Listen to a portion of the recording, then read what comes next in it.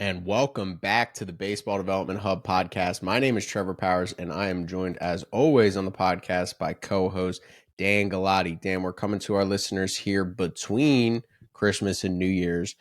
Is it not the most fascinating time of the year because some people still have work, some people take the time off? Obviously, nobody's in school, and you just sit around and it's like the excuse to be lazy, but you still somewhat have to be productive. Yeah, it's weird. It's like a time warp too. I've the past 3 days I've really struggled on what day it is of the week. And it's just a weird time because then it's I always wonder why January is such a tough month. And it's like because your routine gets so thrown out of whack during this time of year, and then you just have to go back to the normal Monday through Friday 9 to 5, whatever your work schedule is, whatever your normal routine is, you just kind of have to jump back in one of these days here in a couple weeks. Usually it's like that the first Monday after New Year's, and you're just thrown back into your normal routine without a break in sight. It's like now it's just the long road to get to Memorial Day. Yeah, and you're right about it being Memorial Day. It's not like it's there's something on the horizon. It's really interesting because I do think the first part of winter, now that we've transitioned into the winter time, is somewhat enjoyable because you have the Christmas, you have the holiday, even though it's cold outside and it's getting dark early, it's not as miserable because there's so many activities and things going on. And then it's just like ripped out from under you. And it's like now it's January, it's dark at 5:15, it's miserable, it's cold, we don't want to spend any time outside, and it's like now you have, for us, 2 3 months of that. For some people in other states it's 4 or 5 months of that, and it's like you just can't wait until Memorial Day, and it's a very grim time of year. That's when seasonal depression to me really kicks in, is that time of the year when it really gets ripped out from under you and you don't have any holidays, breaks, or anything on the horizon to look forward to. And every month of the year flies. Like you look at a 3 week stretch in basically any month of the year, and it's like, oh, it's not that long amount of time. It goes by quickly, except for January, which is like the Yes. longest month of the year for whatever reason. It feels like it's 2.5 months wrapped into one. And I never understand why. You just like, yeah, it takes forever to get through. It's always rough. It makes the holidays like you get to this point in the holidays, and I already start to get the scaries about like what comes after. And this year will certainly be unique for me, but yeah, no, it's been a nice relaxing couple days, getting thrown off my routine. You start to develop a new routine, um, which again is what makes it so hard when you have to go back to the old one. Yeah, it's up and walking around at work at 3, getting off early, getting there late, starting work late, whatever it is, because it's not as busy, and nobody's really holding anybody accountable. So transitioning back into that, 100% go all the time is definitely a huge shift back to reality, and it comes so fast post holiday. But Dan, today obviously we're not going to spend this whole episode talking about holiday pleasantries and some of the complaints and positives that we see with each and every week of it. We're going to talk a little bit about how player development, and specifically combining the player development structures between college baseball and professional baseball. Baseball America posted an article, and just based off the tweet, it says college baseball has become an increasingly central player development engine for the professional game. 27 players made their major league debuts within 2 years of their draft season in 2025. Could this increase after the next CBA, which obviously, for those that don't know, the CBA is the MLB collective bargaining agreement, and how they utilize minor league baseball and college baseball for a player development.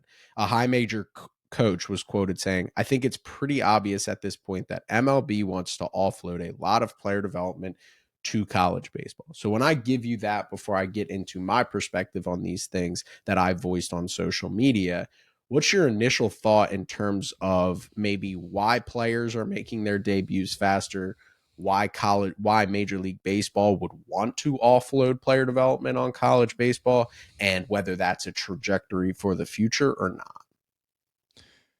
Yeah, I think that player development has come so far at the college level. It's the reason that we're able to do what we do is because of a company like Newt Force, who expedites player development, and they give us the opportunity to go to these programs and show off what these programs are doing. And you see it everywhere we go. I mean, we talked last week for an hour about how how many college coaches are getting hired by major league organizations. Like the college game, where it's at as far as player development goes, um, is really kind of at a peak right now. It's never been better, in my opinion. The resources are outstanding. If you go on our YouTube channel, you can see a lot of the resources that these schools have to work with to develop their players. We have unbelievable coaches at that level right now who, I mean, every time we go and talk to these people, they're different, but they're the same in the fact that they're really good, and we always walk away impressed with just how much, like how creative they are, how good of a job they do at putting processes together, the understanding that everybody needs something different, and I think that's kind of what allows colleges to maybe expedite player development. I don't know if that's the right word, maybe master player development. The organizational structure between a college program and a major league organization is completely different to me. They're like two different organisms because college baseball, at the end of the day, you're working around the goal of winning as many games as possible with the 40 guys you have inside your program, inside your building for 9 months of the year. You're working with them. Shoot, for 6 months of the year, you get to develop them. And then for 3 months of the year, you're actually competing. Whereas in Major League Baseball, you only have these guys in house during your competition season. Um, and the minor league systems that we have, from the Dominican academies all the way through AAA, you're trying to develop guys while you're also playing games. You're Playing a lot of also these games. guys playing a lot of games every day. These guys are also assets when it gets to that point. You have a lot more of them than the number that you have within a college program as well at the major league level or the professional level. Guys can slip through the cracks. It's a cost thing for major league organizations. Like if in college baseball, you can develop your 35th guy on your roster. The 35th guy in a major league organization is one of your best players at the AAA level who could be a 7-year vet in Major League Baseball. How much development is there with that guy? How much are you actually going to develop that guy? Whereas the kids who are developing at the college level that are 35th guy are probably an 18-year-old. You're 18-year-old in your major league organizations. You're, I don't know, 100 something player in that organization. It's just a completely different structure. They're completely different things. And I also think their goals are completely different because at the end of the day, as much as I hate it, a major league organization's goal is to make as much money as possible. It's a business.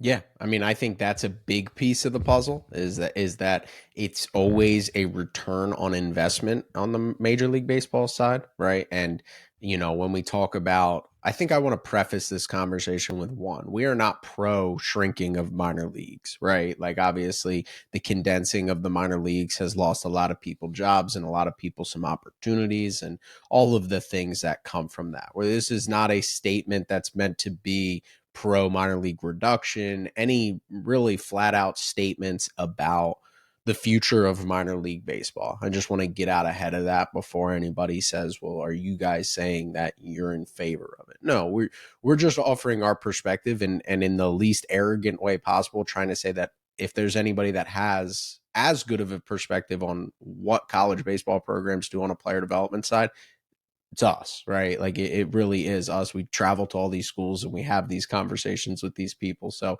we're able to look these people in the face and have a conversation about how they develop talent and then compare it to their biggest rival, to a mid-major program and beyond. So that's kind of why we feel this conversation is necessary. So I do want to preface it with that.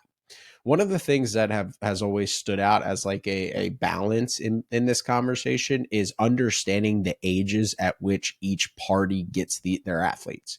Right. When you talk about 18 to 22-year-olds, they're in what we would call our best developmental window, right? There's still strides to be made physically. There's still strides to be made mentally. So the ability to accelerate growth is a lot larger, right? So when I say that college baseball to me has the best coaches at developing talent, right? Or the best structure at developing talent, I should say. I truly do believe that, right? You mentioned minor league baseball they play every day, right? So all of those refined skills, all of those developmental opportunities, all of those times in a lab or times on force plates or times in the weight room with a strength and conditioning coach, or even the window of development in the fall where you're able to coach your guys up, but also allow them to grow physically in the weight room and to add the necessary mass that they need to make the strides to get to their goals. Minor league baseball doesn't have those, right? You report in spring training, you start playing every day in a ramp up, phase, and then you go out and you play 6 out of 7 days most weeks, and or 5 out of 7 occasionally. There is no structured practice throughout the year. There is no structured, weightlifting program. And sure, some of these programs off or these orgs offer that in the October, November month for some of their younger guys, but it's not structured, right? College baseball has the benefit of having everything under one roof, right? You go to these schools and these programs, and we'll just use one of the, and like also caveat here to cut in. We're talking about the top prospects at the top programs, right? I think that's a big piece. Is like, sure, a mid-major school might not have these resources, but if we're talking about where a prospect needs to go to maximize their skill set, you're talking about they're choosing between the ACC, the SEC, or the MLB draft. Like that's the decision they're making. As much as we love the mid-major programs that we've spent time with and believe in their developmental systems, the majority of kids that are at this crossroads of should I be an 18-year-old prospect in minor league baseball and trust that with my development, or should I go to college baseball? They're not picking a mid-major program more times than not, right? So these programs have these resources under one roof. In right field, you have an elite strength and conditioning coach like Chris Martin or Hunter Bell with an elite weight room with all the technology that you might need. You walk down the stairs, you walk out of the weight room, and here's a pitching lab with biomech, with Newt Force, with TrackMan, with every technology that you may ever need. And then on the hitting side, we have TrackMans in every cage. We have ground force in multiple cages. We have blast motions. We have all of these technologies. And then you walk out and then you're on the field, right? Like that is all in one roof. The majority of minor league operations and places that these guys play don't have that. And they might have a weight room or they might have cages with TrackMan, but it's everything all in one spot, right? And the quality of that. So when you talk about actually being able to make developmental strides, minor league baseball almost limits these guys from an 18 to 22 standpoint potential, because it's so focused on playing baseball games, and there is a ton of value in that.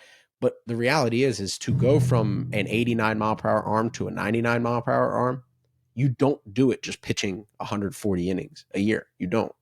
Like you have to have a structure of the balance between technology, weight room, on-field opportunities, practice settings where you can work on your mechanics, work on your game, and do the necessary stuff between your starts to get out there and continuing to add in terms of those boxes that you need to check to be the best version of yourself.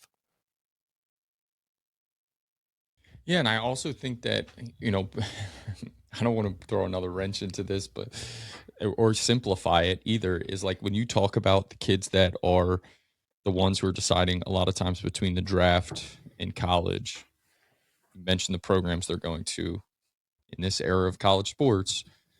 It used to be kind of like a zero sum game. I go to college, injury could happen, right? You talked about all these things, right? Back in the day, it would be like you could get hurt, you don't know what's going to happen. Get in right now. You're in professional baseball. You're getting the paycheck. Yep. You can go get the paycheck and all the resources now, right? And so now your choice is, well, like you said, all those resources are under one roof. The coaching is all flowing downstream in one, it's seven coaches instead of 17 coaches in a professional organization. Which one should you listen to? You have a guy that shows up every 2 weeks that's a coordinator, whether hitting or pitching, and he might be telling you something than the guy you're working with every day. College, that doesn't happen, right? College, you have all the same voices every single day. Someone doesn't just randomly pop by every couple weeks and tell you something completely different, or what they want to see from you, and you're getting paid. So now it's like if you were to get injured, or if something happens within the developmental timeline, you actually have some sort of fail safe. Whereas in the past, it was, that could be it. That could be your career. And on top of all the player development resources, I think we should also talk about like when these schools have invested in that stuff. A part of player development, player resources is their training room, their training staffs, the doctors, like everything to keep these guys healthy. So now that we also know way more about keeping guys healthy as a coaching staff in the development. All these things kind of tie together and allow guys to kind of when they're at that peak developmental age, going to college now is not, you know, I, risky as it used to be. I don't really know if it was risky back then, but there was a little bit more risk than there is now. So it almost makes sense, and you would almost expect guys to do that. It's almost more surprising when guys don't do that, unless you're a phenom of some kind that can be in the big leagues at 19, 20, 21 years old and can go straight to that organization, and you're already kind of, mature beyond your years physically, mentally. Because the other thing that the college game does that I think helps these guys is in the grind of a season. Like one, you're getting a 50 game sample set instead of 100 plus. So that's like a good way to get your feet wet. Is baseball every day. If you're coming from the United States, you're playing in high school, you're playing travel ball. It's different, right? Than every single day from the time classes start in August through to the end of the year, whenever your season ends. There's something baseball to do every single day. That's a good preparation for kind of how you have to get through it at the professional ranks. And again, in the professional ranks, you can slip through the cracks from a mental standpoint where if you're scuffling, they might not have time to sit you down, and they might not have the resources. And heck, the guy at the locker next to you and the guy at the locker two ways down might be happy that you're scuffling, because that means that he can get called up before you do. Whereas in the college game, you have way more people who are going to have your back. You have way more people who are invested in your career, because that is the group that they're taking into this season to try and win a championship. And that is the program's number one goal every year, is to win a championship. It's not about making the most money. That might be the department's goal. That is not your program goal. So your program goal is always, hey, we're trying to win a championship. Where again, at the big level, it's like, what's the cost benefit? What's the profit margin? If I'm going to dump this much money and resources into a prospect, he better give us some return on that investment, like you said. Yep. Where at the college level, you're doing it for the wins. Your return on investment is on the field. It's not in a bank account. Yeah, and I think to even build off of that, it's so in college baseball, you obviously do not have as many opportunities to play in the game. And there is a very large value in game reps, right? I'm not going to sit there and deny that. But I will argue that in terms of teaching competition and in, exposing guys to true competition, college baseball is a better environment for competition outside of the 1v1 matchup that is pitcher versus hitter than minor league baseball. Again, like you said, in minor league baseball, you're always competing with the guys in your locker room as well, because if you're a pitcher and you're a reliever, the guy who comes in after you, he wants to be a big leaguer too. And there are opportunities outside of your org, but more than likely you're under contract with your org for multiple years in some scenarios. So you guys are fighting for one spot down the road, right? Or one or two spots down the road. In college baseball, you're all pulling on the same side of the rope in terms of collectively getting to that goal, which is what Major League Baseball is, right? Once we have this structure of a system where these guys work up all these levels of being selfish and self-centered around their career, and then you get plopped into a major league org, and it's like, now you have to be selfless. Now you have to embrace your role. Now you have to be comfortable pinch hitting or not playing every day. And Drew Gilbert was such a big, piece to the Giants this year, and everybody was like, this guy's a great teammate. And it's so uncommon, it's so foreign in Major League Baseball. But guess what? I think that's because of his experience in college baseball, right? Being that vibes guy, being that guy. And I see you're going to make a point here, but this is what I want to tie it all into. Is it a negative that Paul Skeens pitched less innings in college baseball than in professional baseball, but he had the opportunity to pitch on the biggest stage? Okay, he might have only had 60 games to perform his junior year, but the fact that he's competed at a high enough level, he's shown the ability to go out on short rest. He's shown the ability to go out and throw 110 pitches and compete throughout an outing and against the highest level of competition. Sure, maybe the game reps aren't as quantifiable. There aren't as many game reps as you could get in minor league baseball. That's more quality reps for a guy that you want in your big as the ace of your big league rotation down the road. Rhett Lauder, same thing. Chase Burns, same thing. Nick Kurtz, same thing. Those guys have played on the biggest stage and know what it means to compete rather than being in a podunk town in Iowa and competing for themselves only. Yeah, and like I know as fans we like to romanticize it and we think that, whatever team we root for or teams we root for, are all selfless and all they care about is winning a World Series. But let's call it what it is. Like you said, when you get to professional baseball, especially when you get and become an established big leaguer, you're supporting your family. It's your job. That's the number one thing. You need to be on a roster, right? And whether you win, it might not be as fun to win 65 games as it is to win 100 and compete for World Series titles. I understand that. But at the end of the day, if you're on a big league roster and you're making big league money and you're able to support your family, that comes first. Your competitive nature comes a little bit second. And your competitive nature gets tied into more so, I need to survive for myself more so than I need to lift up the team. Whereas, and that's why whenever you have these super close teams that go on runs in Major League Baseball and have great seasons or in any professional sport, really, it's such a big story. This locker room was so close. It feels like a college. You always hear it, right? Like, I think of the Eagles last year. So many reports out of the Eagles last year who won the Super Bowl, who were, had a great season was if it feels like a college locker room. It feels like a college locker room. It feels like a college locker room. Well, that should tell you all you need to know. At the college level, that's common. That's the common thing. Like, how many programs do you and I go to where the guys don't care about the person next to them? None. It's more of a story in college if like there's a huge division in the locker room and usually someone's losing their job if that's the case. Whereas at the big league level, would it be safe to say 2/3 of the big league locker rooms are they don't really care what happens to the guy next to him all that much? Hey, that might be my buddy. I might feel for him a little bit, but as long as my check's hitting the bank account every 2 weeks and I can go home to my family and get them whatever they need, take care of my kids, take care of my wife, take care of my parents, those guys are fine. Yeah, and it's about, a lot of it is getting to the next contract. Like even as a younger guy who wants to compete and wants to be a good teammate, his whole goal is to get to free agency so he can get to his next contract, get through ARB and have an opportunity to make life-changing money and set themselves up for life. Because again, so many people look at how much big leaguers make right on a yearly basis, even big league minimum. We all sit there and we go, wow, the things I would do for 1 year of that type of money. Yes, of course, there's no arguments to be made there. But what people don't understand is really these guys don't make life-changing money unless they get to their second contract and sign an extension or something that bleeds into the 7 to 10 year big league window, which I believe is what 0.00001% of all of the Yeah. baseball community, right? And that's including obviously the guys who have touched a big league field, right? Very rarely do guys get to become 7 to 10 year big leaguers.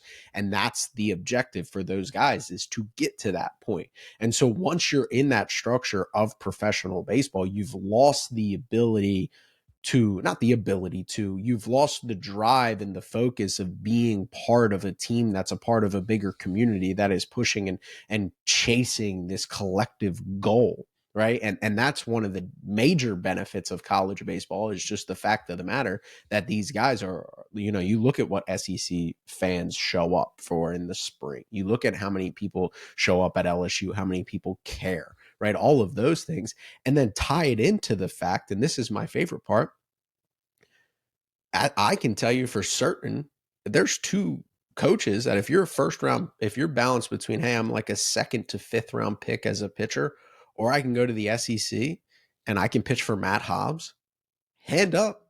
If I was advising a kid, I'd go, hey, go pitch for that guy. Right. And you run risk. I know that wholeheartedly. You run risk. We've seen the age old story of a guy who comes into college with a lot of hype, flames out, struggles, never makes the money that he would have made in the draft. Yes.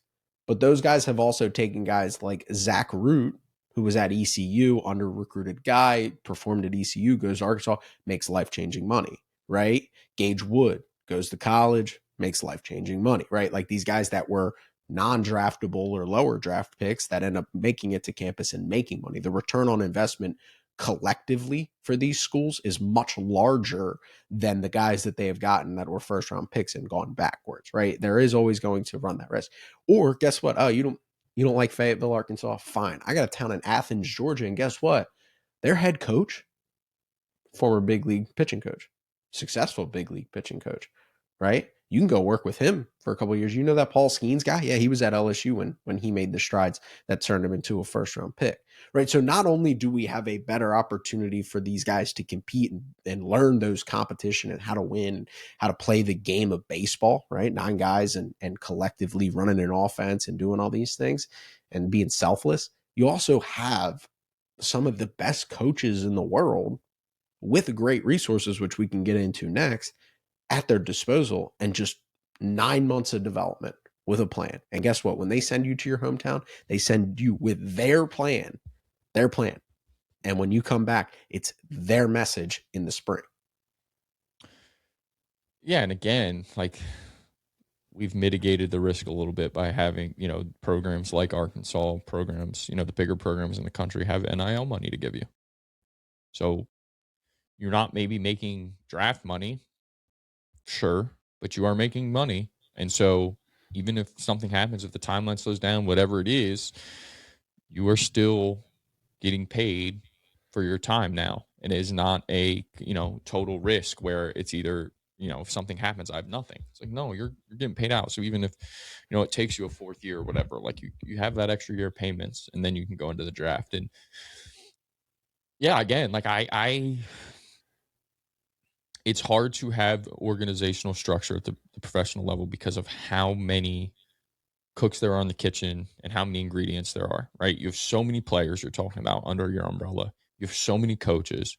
So, like a lot of times we like to bash professional organizations um, for how they do it, but it's like I can kind of understand how some guys fall through the cracks or how sometimes messages get twisted because, you can't ensure that every coach is going to say and do it exactly how you want to do it or exactly how the best is for that player. And then if a guy does find someone that they can really communicate with and get along with and does great job for them at high A, well, what's your reward for that? Your reward for that is that player gets shipped off to double A. Now he's got to meet and learn a whole new coaching staff that he's now has to work with. And then his reward for being successful there is he's just going to keep moving up the ranks. So it's hard. And some organizations have done a great job doing it.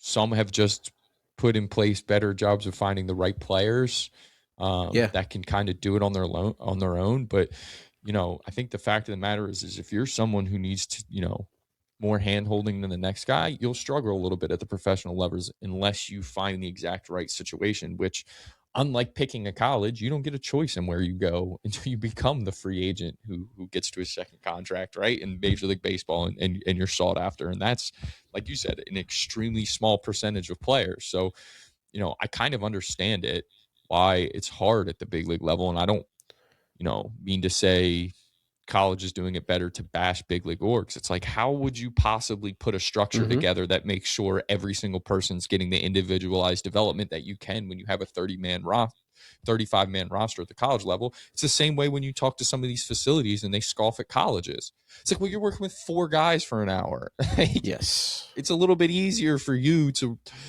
roll 4 guys than when you have 20 and then Mm-hmm. keep moving that up as you get into the professional ranks. And actually individualize their development, right? Like that's what you're able to do in a facility, and then you go in the college, and it has to be individual development through a team setting. And then in professional baseball, it's individual development in an organizational setting, right? Like we're talking about 100+ dudes at 4 different levels with a consistent message across every level, and making sure it's the same philosophy that you're passing on and the same advice and all the things like that. The other thing you said there is in college, when you pick your college, you actually are rewarded in professional baseball with worse orgs, right? Like the structure and competitive balance is That's a your good point. reward for being a better player is you go to a worse organization, right? And Sure, there are off chances that, okay, the Mariners pick in the top three, and that's a great org who does a lot of great stuff on the pitching development side.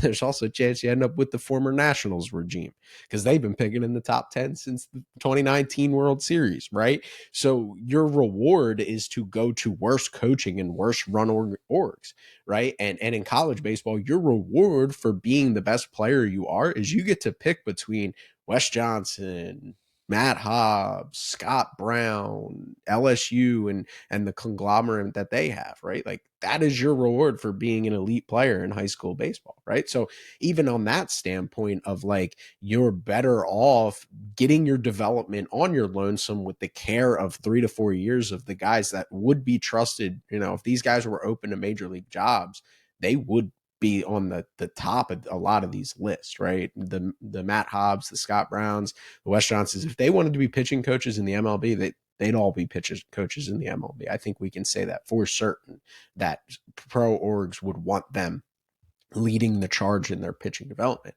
The one critique I will have, because I do agree with you on the critiques of Major League Baseball orgs and how it's difficult. The one critique I will have is two things. The best orgs do create a consistent message and they Yes. hire people that do understand that, like, I'm working for the big guy. I'm not, my ego has to go out the door, and whatever the big guy wants me to prescribe to each and every athlete and whatever we want to develop in terms of the swing, that is the message. And when the coordinator gets involved, it's all the same, right? And you can tell the best orgs that do that. The guys skyrocket through the minor leagues. There's no, oh, he was really good in A and then he sucked in double A and then he was really good in triple A. Like all of these scenarios that you do see a lot if you follow enough of the prospect ranks do happen. The good orgs are creating a streamlined process, player development process, all through communication in one ecosystem so those guys don't get confused. The other thing that's even probably more important is the tech side of things. We can say this for certain because we know enough people in the tech world and who work with MLB orgs and who have their technologies in professional orgs. Professional orgs do not utilize tech to work with athletes. They don't. College baseball, that is the forefront of it. And this is probably the most important piece of the development at the college game that sets them apart from professional baseball is they are actually utilizing the technology to make said athlete better. Right, which is crazy to think that MLB orgs would invest thousands to millions of dollars in technology only to use it for research purposes, which again, it goes back to that return on investment.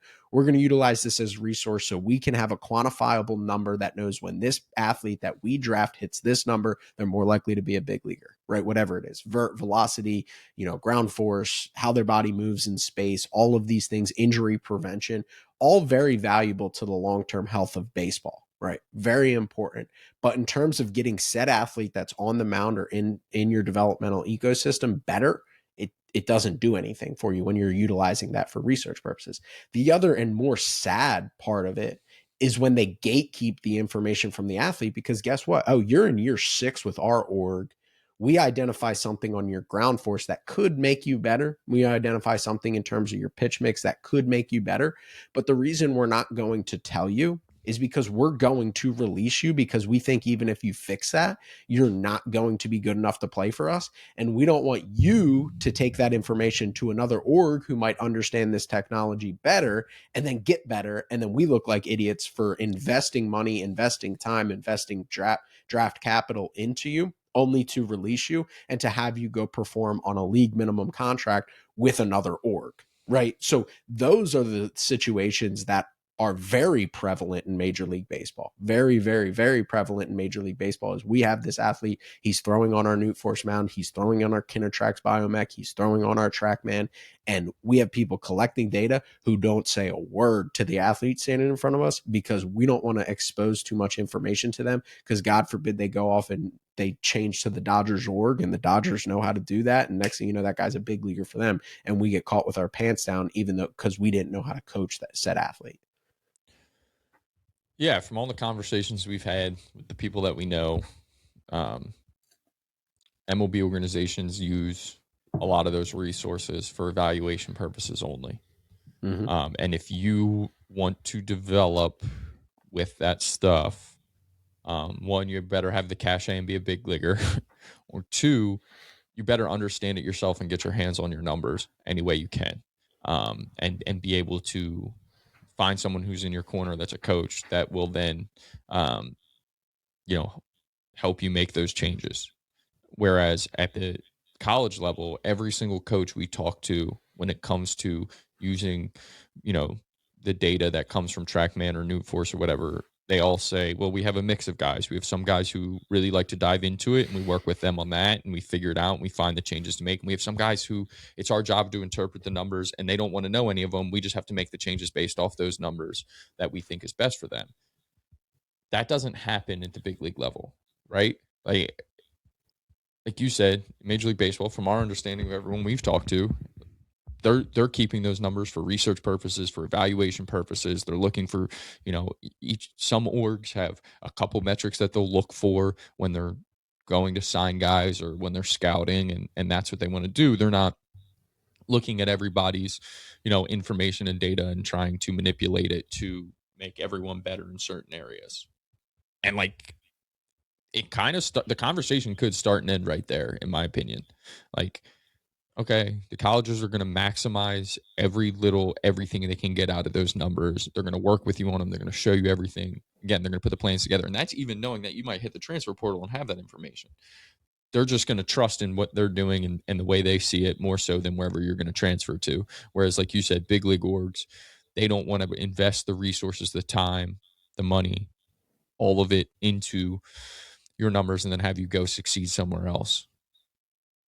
Yeah, it really is, like, that is the biggest thing, right? And so many people want to sit there and say that, why wouldn't you take the opportunity to play professional baseball? It's not a foregone conclusion. If you have the opportunity to be drafted at 18, again, it's about maximizing your skill set. And like you said, when guys are making money in college baseball, there's that safety net. And sure, maybe it's only 20 grand a year. Maybe it's up to 60 to 70 grand a year. Whereas, I mean, that's what you would make in minor league baseball. Actually, you'd make less early in minor league baseball, but you have the multi-million dollar signing bonuses and those returns on investment that you're able to get for yourself.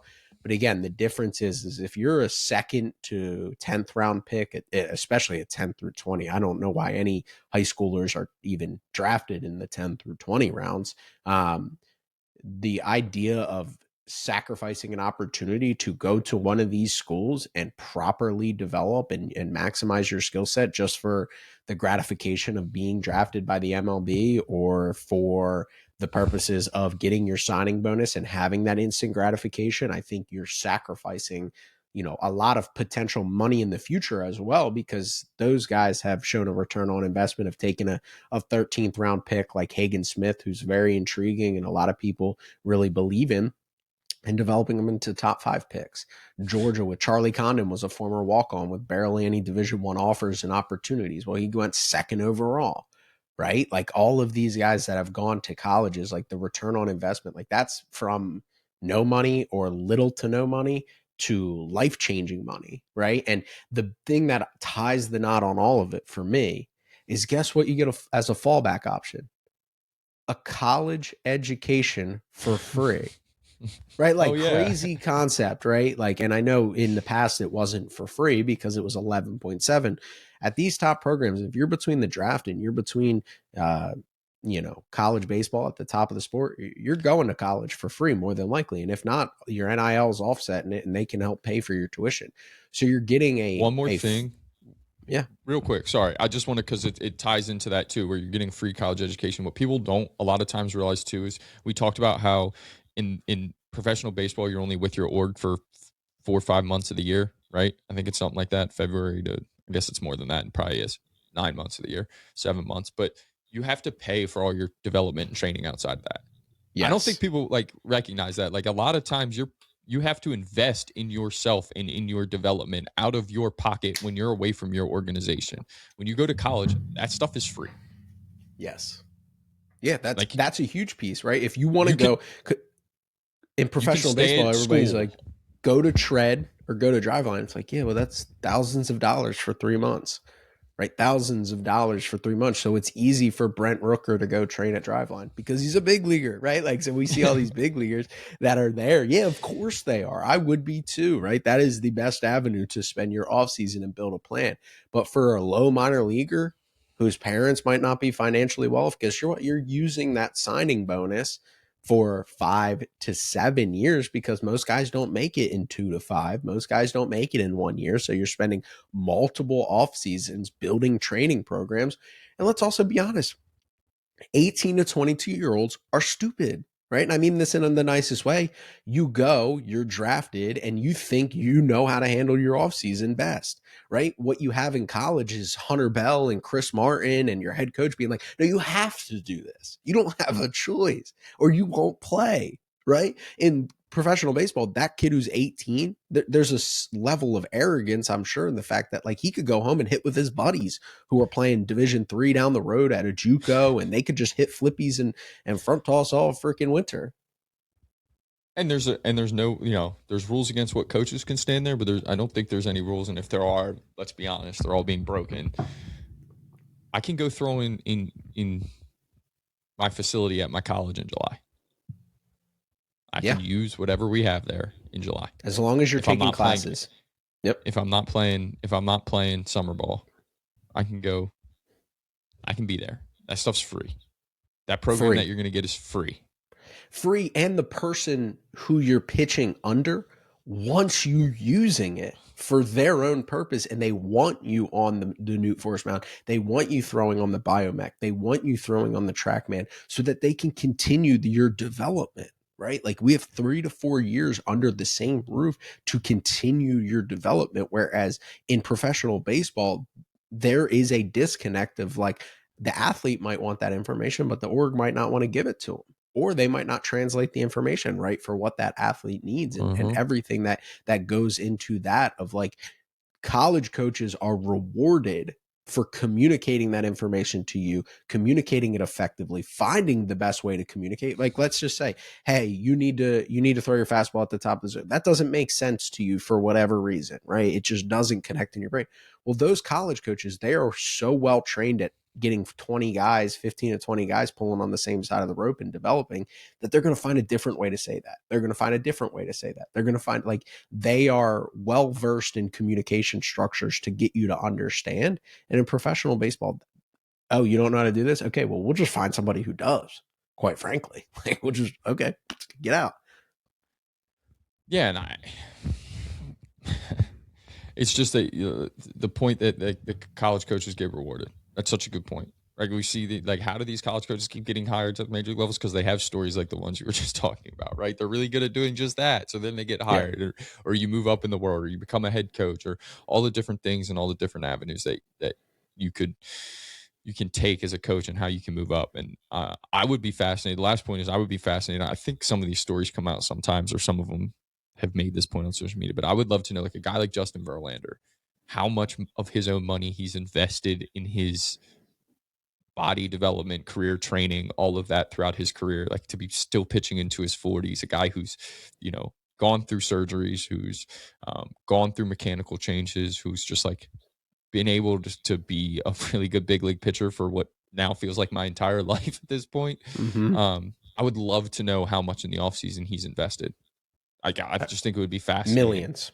I mean, Yeah. Oh, easily. LeBron's a good example. People talk about it all the time. Like millions, Right. millions in his career, millions in his body, millions and all those things. And not to say if you were Justin Verlander or LeBron, you wouldn't have the financial wherewithal to do those things, whatever you wanted, right? Justin Verlander, not only is he rich, his wife is rich, right? Like he is in a very well-off position to invest that money and extend his career.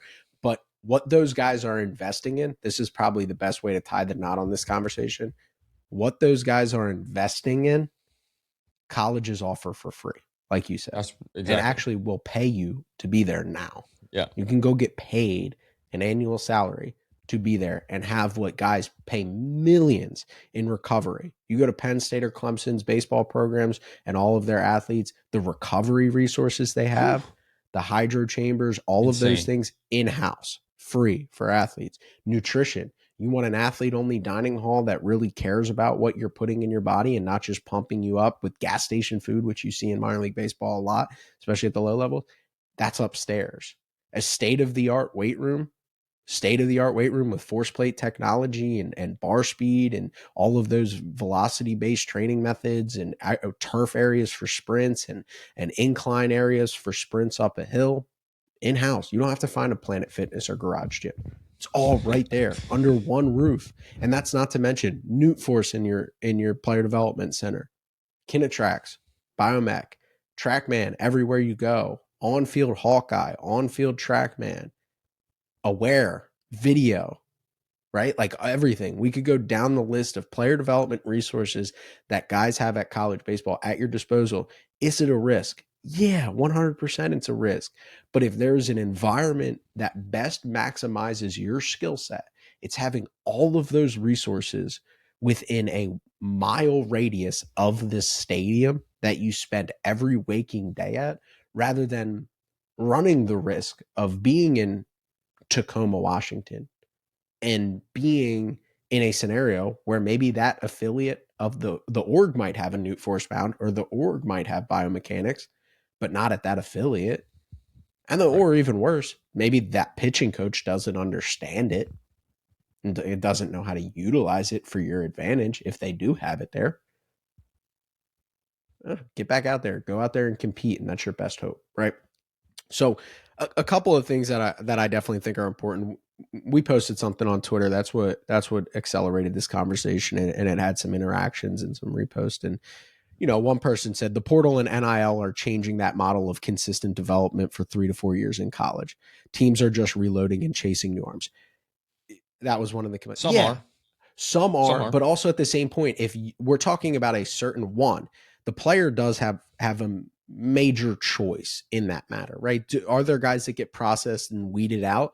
Sure, yeah, right. That does happen, but I think the players choose to transfer more often than not. And if you are in that scenario, you have an opportunity to choose to stay at the program that you're trusting your development in, or you don't. Or if you're somebody who's really viewing it the right way, if the reason why you're leaving is because you're not trusting them with your development, then that's a good thing, right? So I do think, and also to factor in, like, if you're a first round talent, I don't think these programs are kicking you out the door, even if you struggle your freshman year, right? For mid major guys and some guys that might not be as talented as you, but if you're choosing X school over MLB draft, you have a lot longer of a leash at these programs than maybe some of the other guys that entered in the same year or entered college baseball. So I just don't think it impacts this group that we're talking about as much. If you choose to stay at said program for 3 to 4 years, you get consistent voices in your ear. So the transfer portal does not impact that. And I don't even know what that has to do with NIL. I think people just lump that together. Another comment that we saw was more tech does not equal a better developmental process. It's all about who can interpret it correctly. Yeah. I mean, in the least 100%. I offensive mean, way. there's no player development without the interpretation, and that's some of the things that have fascinated us the most is the languages that these Yeah. people can speak and how they can translate something that can be tedious, confusing, kind of like nitty gritty stuff, and make it so basic and make idiots like me and you understand it.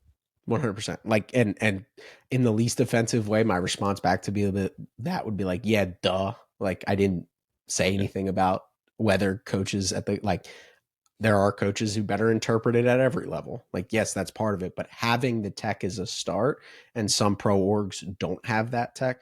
One was, why spend the money on affiliates when the only thing prospects need is games to play against good players? Completely disagree with that. Couldn't and disagree with that anymore. we've gotten really good at simulating Game game environments. in practice. Yes, 100%. But Check out our also, like, podcast from like 2 weeks ago that talked about it. yes. And most importantly, it's like, yeah, when Paul Skeens was 92 at Air Force and then we blink an eye and he's 100 at LSU. Yeah, He where just did that needed come from? he just needed more games against good players to do that. Sure, Wrong. sure. Like, just couldn't disagree with more.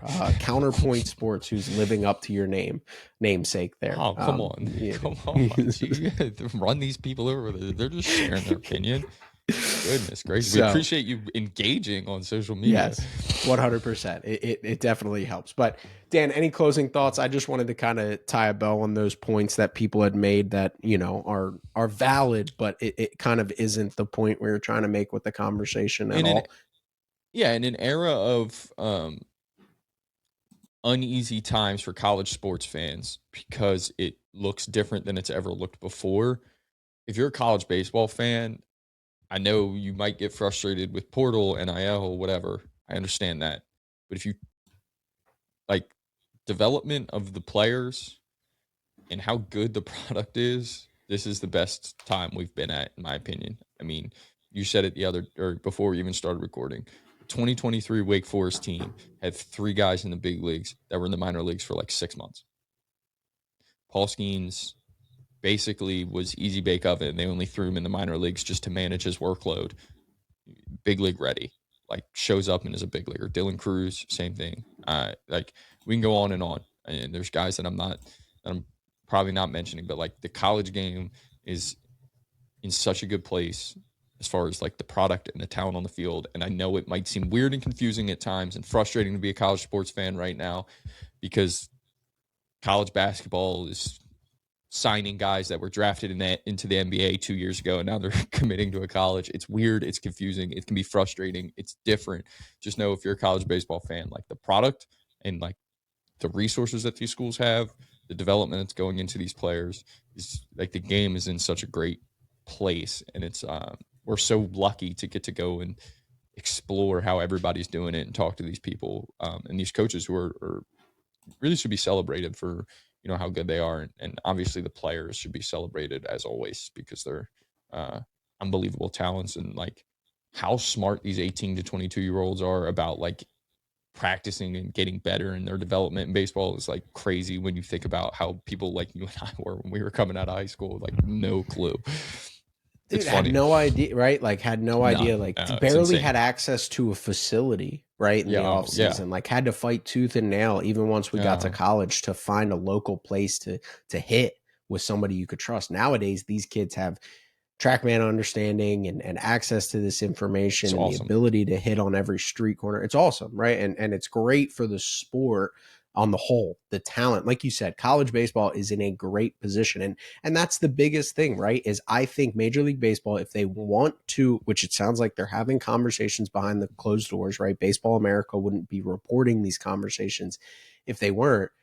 They need to find a way to maximize what college baseball is and create a streamlined process between the two, whether that is funding college baseball and funding a player development structure in college baseball to allow players to have access to more resources and giving programs.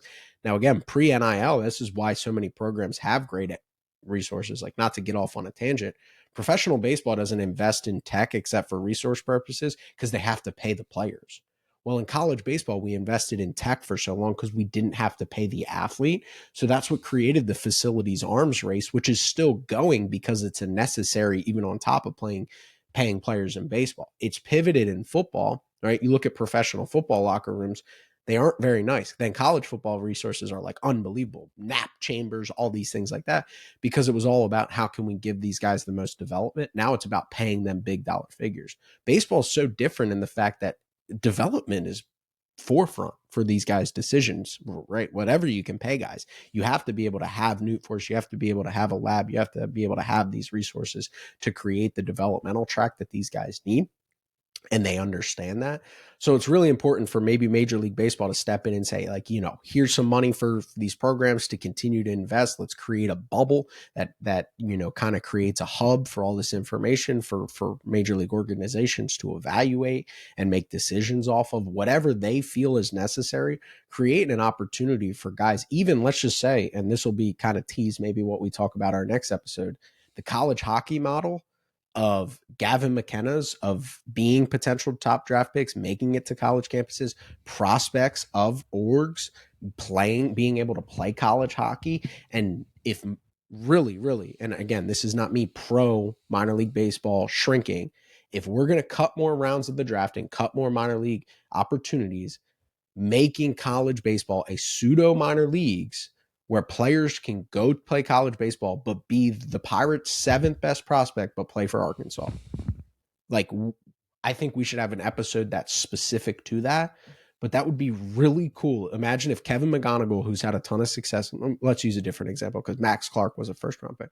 Let's imagine if Max Clark was still drafted in the first round and still went to Vanderbilt for maybe 1 year, 2, 3, whatever it is.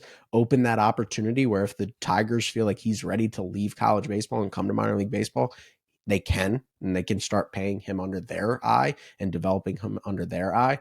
But imagine that. Imagine Kevin McGonigal, who's been one of the best prospects in baseball the last couple of years with the Tigers, actually made it to Auburn and then went off his freshman year. And they were like, yeah, you're too good. You need to be in Double A right now. Let's pull you out of there. Pretty freaking cool if they ever did that. I think that the reason that we didn't before is because college hockey operated under some shadow rules from within the NCAA because it wasn't a fully funded sport, yada, yada, yada, yada. Now that amateurism's dead, I think that model is actually a possibility. Because in the past, you could never do it because of amateurism. You're no longer an amateur.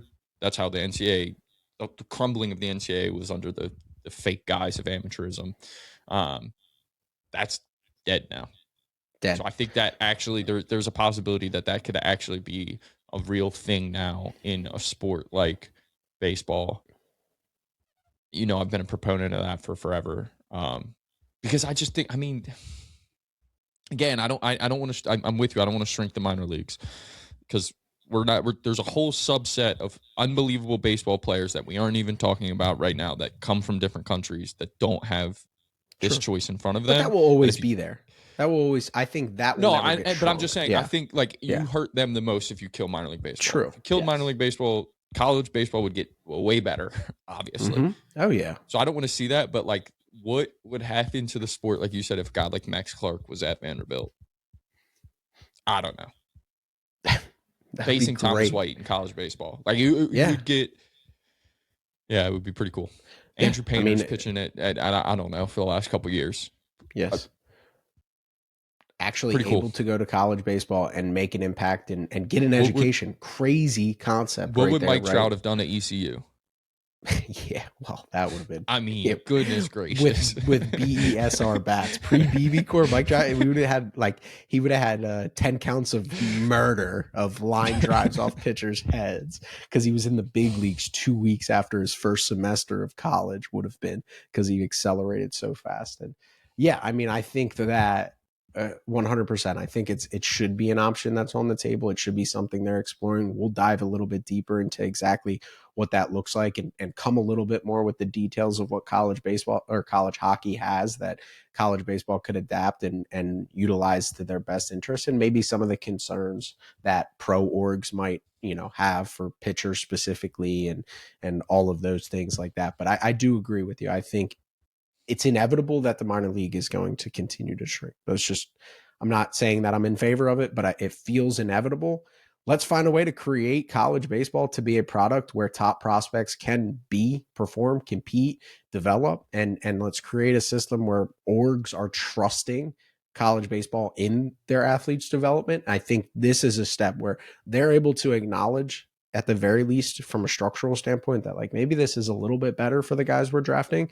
And let's give them an opportunity to be drafted, right? And still go get an education.